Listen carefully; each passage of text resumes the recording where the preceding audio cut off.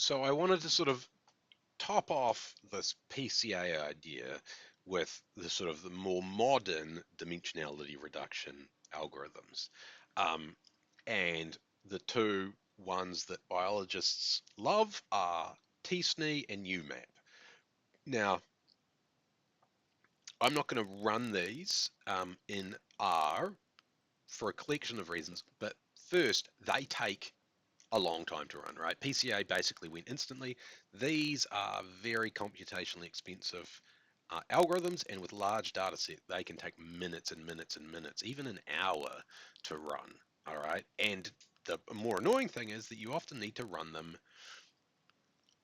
over and over again, and we're going to see why they are. Now, I mean, PCA is so good, it's so fast, and it's so interpretable because it's linear, which is to say, saw that maths that we did to do the prediction where we're like something times something plus something times something plus something times something. That's linear algebra. That's what that kind of maths is called, linear algebra.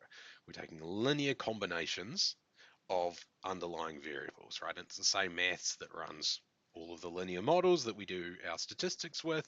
Um, there are lots of computer algorithms to make sure we can do it very fast. You know, it's easy to understand, it works fast, it's robust, it's reliable, but it's also kind of dumb at times, right? Because as I said, if you recall, that PC1 is the axis of axial variation, but PC2 is not the second highest axis of variation. It is the second highest axis of variation that is 90 degrees perpendicular, orthogonal to the first dimension, all right? It may not be the best. There could well be another dimension it could pick that would do a better job of capturing the variance, but it's not allowed to, okay? And so the question sort of goes, well, if we allow the algorithm to explore the data and be a little bit more freeform, what can we do? What can we do? And this is where manifold learning comes in, right? So while PCA assumes that your data, or not assumes, but works best and kind of tries to describe your data as if it were this ellipsoid, what it wants to do is it wants Gaussian clouds. It wants multi-dimensional Gaussian data is the way of saying it, right? That's how it looks at the world. What if we did something else? And so manifold learning assumes that your data sits on a manifold. What is a manifold? I'm going to give a cheap explanation. This is not the true explanation, but it's a sheet, right? It's a surface, right? But it's not a surface like, a sheet is fundamentally a 2D object. Um, and even if you fold it into a ball, right, it's still fundamentally a 2D object. And so that's kind of the idea here. But theoretically, our manifold doesn't have to be a 2D sheet. It could be a 3D sheet, a 4D sheet, whatever the dickens that means, right? We cannot imagine this. We can only describe it mathematically. But it's easiest if we imagine it as a sheet, a 2D sheet that has been folded and crumpled and like something like this, right? It's all curving every which way, and it's very easy to imagine it with 3D data here. Okay, so here is this is the I won't say famous, but a very interesting mammoth data set, right? So each of these points are points where the mammoth skeleton sits. So this is real 3D data. And you can see this is not really a sausage. All right, you could kind of sausagey to a certain extent. PCA wouldn't completely freak out with this data. You can imagine PCA would probably draw a line that goes from the tip of the tusks through the head out to the tail. All right, that would be our first axis of principal variation, and our second axis would go down to the feet. And if we plotted this, we'd get a smushed elephant, woolly mammoth, um, skeleton, and that would actually be pretty good. I'd be pretty pumped, right, if that worked with my data. But you can see there is more structure to this, isn't there? These tusks are there, these legs are there. Is there a way that we could do this, right? And so this is what these manifold learning algorithms do: is that they try and basically fit a sheet through our data, um, and then the sheet is sitting there, our curved manifold is sitting there, and our data is projected to the nearest point on that manifold, wherever it is, and then we snap the sheet tight and we see it in 2D. There are lots of problems with these algorithms. First is, you can imagine, right? When I say we fit a sheet to it, well, how do we fit a sheet to it? Like, what is our rules? How do we decide whether one sheet is better than another sheet in terms of how it all drapes over this data set? I mean, in this data set, we can even kind of imagine that a sheet just dropping on top of it would do a snazzy job, right? And that would be called something like a convex hull of our data. But you can see that it wouldn't be perfect, right? There's got to be some better way of getting our sheet so that it gets very close to all of the data. But how do we do that mathematically? And the answer is there's no perfect way to do it, right? Um, we can just use different approaches, and that's the difference between t-SNE and UMAP. They use different approaches, and they all have these meta parameters. These are not parameters that are learnt from the data, but parameters we give it. Kind of like how we had the scale. Do we use the scale when we PCA? But these are much more complicated, and they drastically change the data. All right, and they drastically change the projection.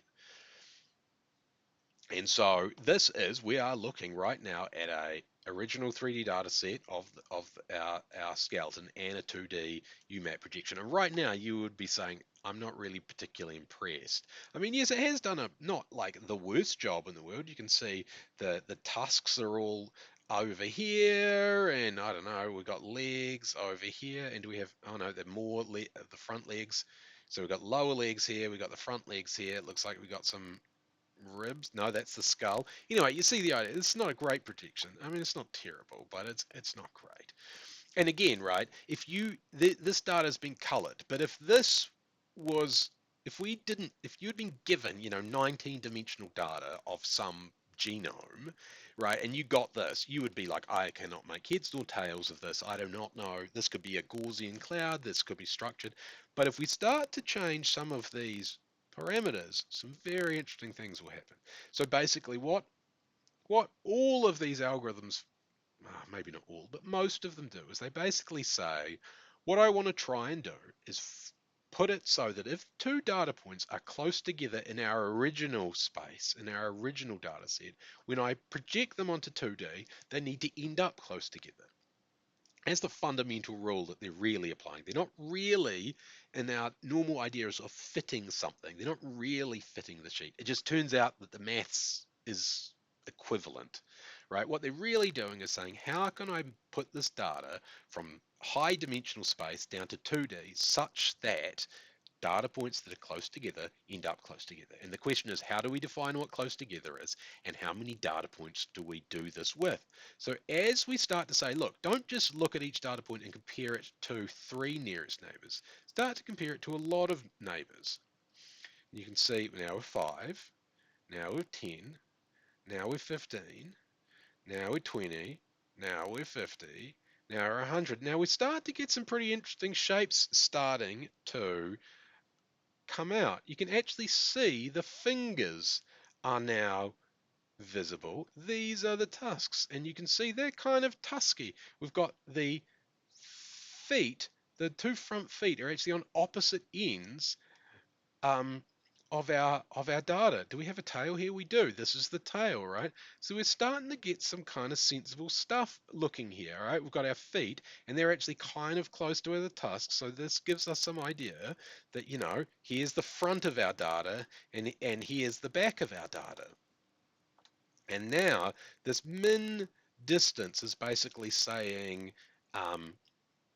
when you're doing this comparison between your 200 neighbors, how far should you be looking? And as we start to say, look, don't go too far, you start to get a hell of a good projection, all right?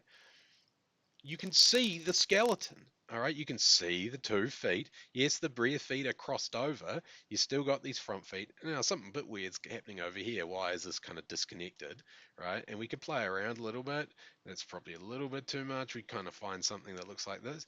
And now we start to see, I mean, this looks like what would happen if you flattened that whole skull. Now again, this is not that crazy because we can look at this data and we can see what its true structure is. But if this was 19-dimensional data, we cannot look at it and see its true structure. So if we did our UMAP projection, we reduced it from 19D down to 2D, you would be going, I can kind of imagine what's going on here. Okay, but herein is the problem. For this data set, these hyperparameters were good, but for the next one, they may not be. Moreover, if I had chosen some slightly different values, right, we could get some very different looking data. So we can't kind of look at this as a real kind of metric. We can't say because these data points are over here and these data points over there, these are inherently very different or far away from each other, right? They might be close together, they might not be. And I'm just trying to see if I can create a particularly badly warped one. Uh, Not too bad, to be honest, in this, because ultimately projecting something from 3D to 2D is kind of easy.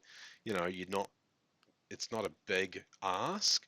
Um, but still, you can see that in some of these points, the tip of the tusks end up being quite close together. And so we might say, oh, this data point here and this data point here are very closely related, but they're not. They're actually on the different tusks. So the point here is I'm really trying to get at is these are beautiful pictures. They're great to look at.